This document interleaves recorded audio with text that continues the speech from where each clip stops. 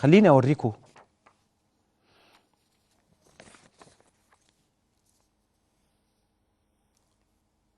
روسيا. روسيا ما بتهزرش. امريكا كانت بتلعب. امريكا ما كانتش بتضرب داعش خالص، ولا حد ضرب داعش.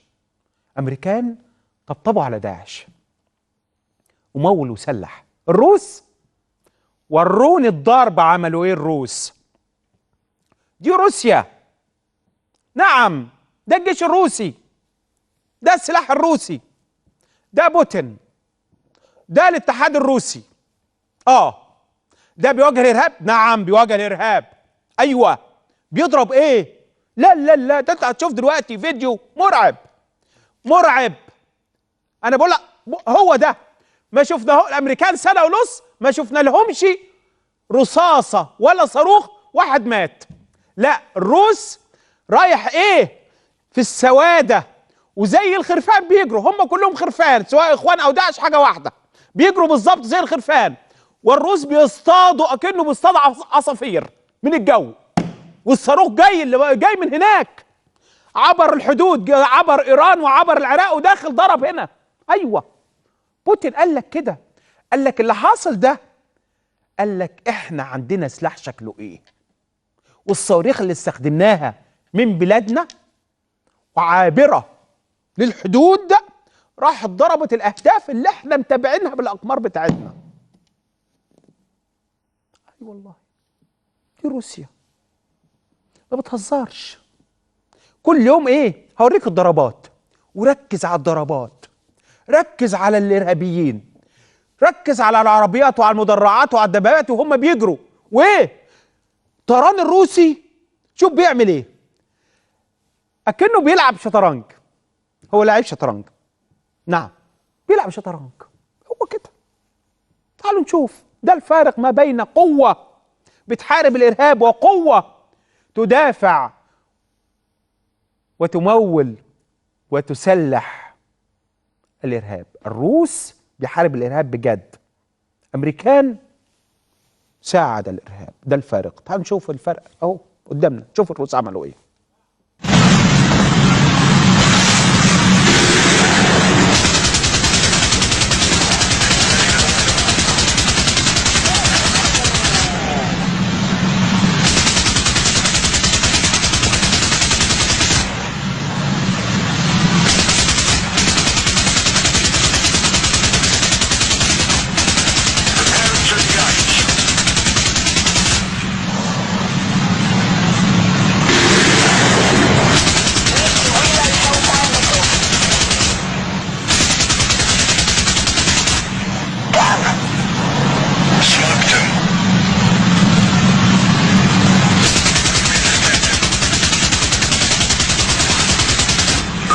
And ready for engagement.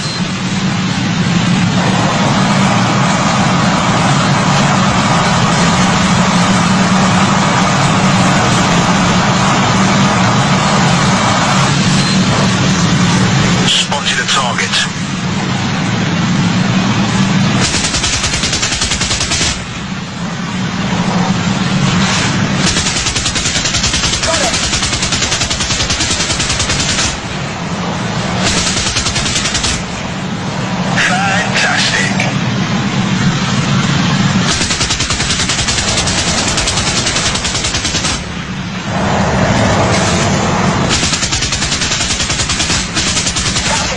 Kill.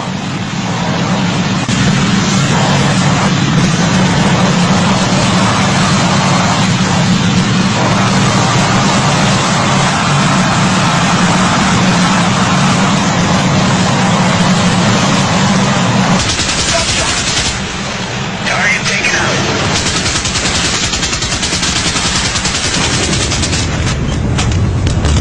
We're gonna shake those RPGs.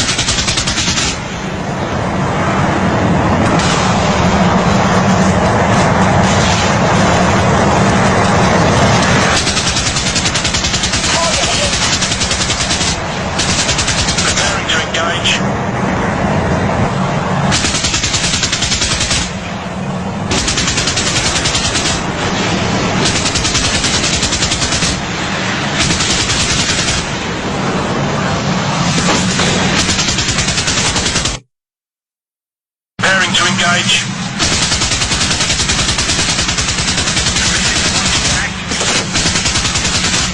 Well done, mate. You got him.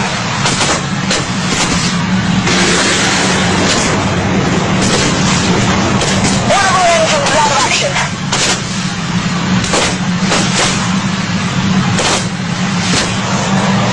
That's a confirmed kill. Preparing for engagement.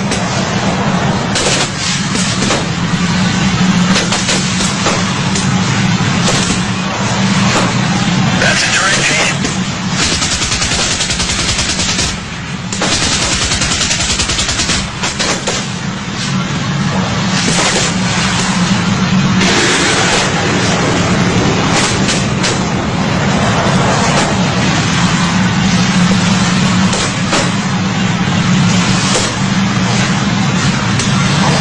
Ah, you missed him.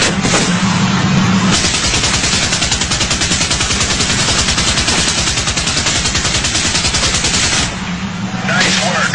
Target eliminated.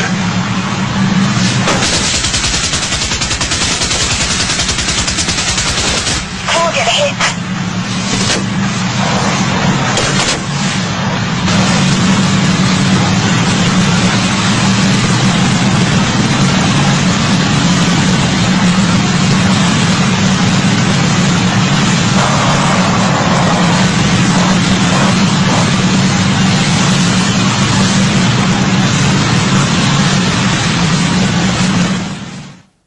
شفتوا حضراتكم الدقة لما هنشوف دلوقتي طبعا دي افراد وميليشيا ومسلحين وعربيات زي ما حضرتك شايف اهو، وطبعا هم طبعا بيضربوا، دي عناصر ميليشيا لتنظيم داعش الارهابي، عمالين طبعا هم معاهم شويه سلاح مش عارف ايه، وطبعا مش شايف الصواريخ النازله، الصواريخ جايه منين بيشيلوا عربيه اهي طبعا عليها سلاح يبدا يضرب بالسلامه، هي واللي جايه دي وراها كمان ما بيسيبش ولا عربيه ولا فرد، لو فرد واحد بيديله صاروخ، واحد بيديله صاروخ اهو بيجري، شوف هيعمل فيه ايه دلوقتي، صاروخ 10 20 واحد في المنطقه ديت، كل دول عناصر من تنظيم داعش الارهابي.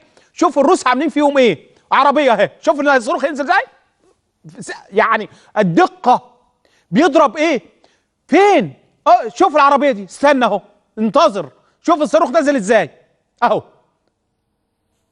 ما فيش واحده هربت، شوف المنطقه اللي بيشتغلوا عليها قد ايه، شوف بقى الحكايه دي كم طياره بتضرب وكم واحد بيرصد وكم عمليه صعبه جدا، ولكن هو رايح. شوف بقى العناصر، مسرح العمليات اهو قدامه مكشوف، مين من الارض طبعا هيتابع ايه، طيارات ايه اللي فوقيه، هو مصواريخ جايه له منين، اضرب اهو، طبعا دي صواريخ طالعه من الميليشيا، بس هيضرب مين، هو مش شايف اصلا، هو بيضرب وخلاص، هو مش عارف الصاروخ جاي له منين والطياره على ارتفاع قد ايه، ومفيش الكلام ده، مفيش حاجه اهو ادي اهو بيتحركوا، شوف الصاروخ بقى هيوصل ازاي ويجي فين في ثانيه، لسه مش هيلحق يتحرك، مع السلامه، هي اهو دي روسيا، قوات الروسيه بتعمل ده. وعايز اقول لحضراتكم النهارده طبعا مجموعات وشوفوا سيل العربيات اللي ورا بعضه، طابور من السيارات بتاعه تنظيم داعش الارهابي، شوف بقى متابعينها ازاي ورا بعض اهو، شوف كل ده وضرب 1 2 3 8 20 30 كده، طابور بيهرب، بس هيهرب من مين؟ ما ده مش الامريكان كان بيقول لك اتفضل مع السلامه، عايز تدخل بغداد اتفضل، الروس مش هيقول لك، الروس جاي لك عشان يدمرك مش هيخليك اهو، ادي الروس شوف عاملين ايه، شوف مسرح العمليات اللي قدامه، شوف العربيات اللي قدامكم عماله تتحرك، عربيات بتاع تنظيم داعش، كل ده مدرعات والقوات والميليشيا، بس الروس عاملين شغل بقول لحضرتك شغال كأنه موجود في المكان ده بقاله 20 سنه، حافظ المكان، طبعا عنده معلومات وعنده اقمار الصناعيه بتاعته وعنده عمليات الرصد بتاعته، يعني معلوماته ايه، ما صدق اصطاد الصيده دي.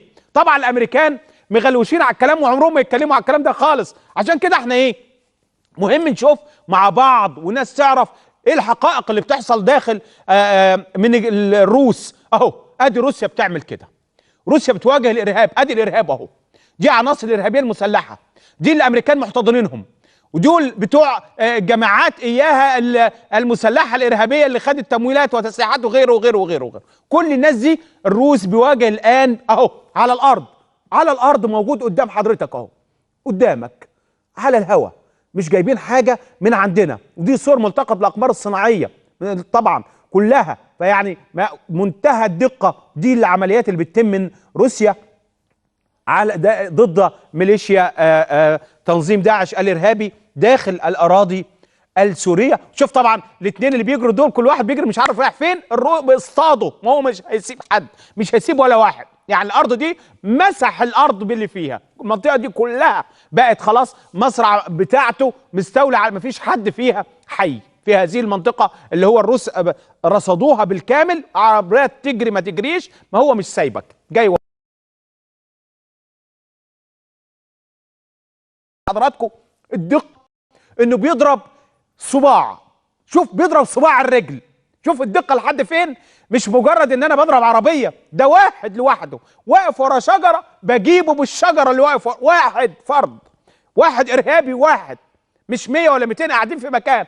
ده التصويب وده الشغل اهو شوفوا بيجروا ازاي اهو. هتعمل ايه دلوقتي؟ هتسيبه؟ لا خالص اهو. فتحت نار جهنم على العناصر الارهابيه اللي موجوده، اللي هي فاكره نفسها هتهرب، مش لاقيين مكان اصلا. هيهرب منين؟ ما هو في كل مكان بيروح بيلاقي الصواريخ نازله له من كل حته. ما الروس مش موجود هو بيضرب على الارض، لا الروس موجود في الجو، محتل واخد السماء، كله عامل منطقه خاصه بيه. ومن يومين قوات بتاعه اسمهم ايه الامريكان وغيره شالوا ومنعوا طيارات تعدي، لانه الطيران الروسي موجود عامل منطقه خاصه بيه مستولي عليها، ما حدش يدخل المنطقه دي، منطقه عمليات محظور حد يدخل فيها، اللي هيدخل هيتعور. ادي اهو كل المجموعات الارهابيه روسيا بتخلص. انا بقول لحضراتكم بتخلص بجد. هو هناك عشان ينهي هذا الموضوع اللي الامريكان طبعا قعدوا يخوفوا العالم. لا احنا بقى جينا واحنا موجودين. تعالوا شوفوا الفارق ما بين روسيا بتواجه الارهاب بجد